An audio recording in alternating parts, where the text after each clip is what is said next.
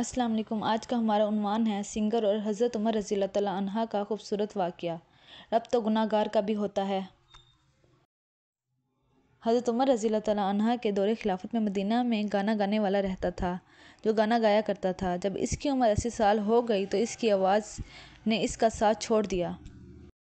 اب کوئی اس کا گانا نہیں سنتا تھا۔ گھر میں فقر و فاقے نے ڈیرے ڈال لیے۔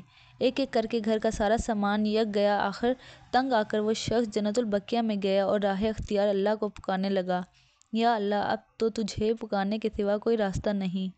مجھے بھوک ہے، میرے گھر والے پریشان ہیں، یا اللہ، اب مجھے کوئی نہیں سنتا۔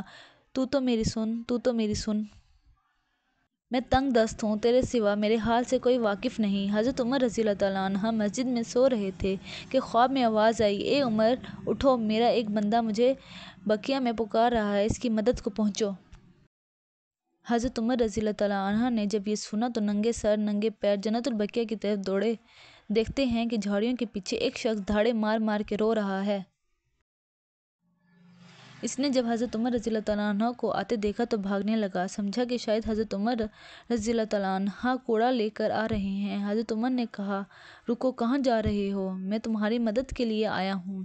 وہ بولا، آپ کو کس نے بھیجا ہے؟ حضرت عمر نے کہا، جس سے لو لگائے بیٹھے ہو، مجھے اس نے تمہاری مدد کے لیے بھیجا ہے۔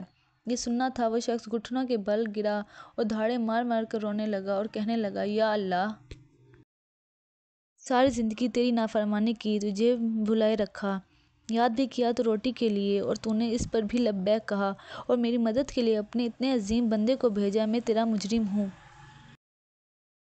یا اللہ، مجھے معاف کر دے، مجھے معاف کر دے۔ یہ کہتے کہتے وہ مر گیا۔ حضرت عمر رضی اللہ تعالیٰ عنہ نے اس کی نماز جنازہ پڑھائی اور اس کے گھر والوں کے لیے بیت المال سے وظیفہ مقرر فرمایا۔ بے شک اللہ بڑا غفور الرحیم ہے۔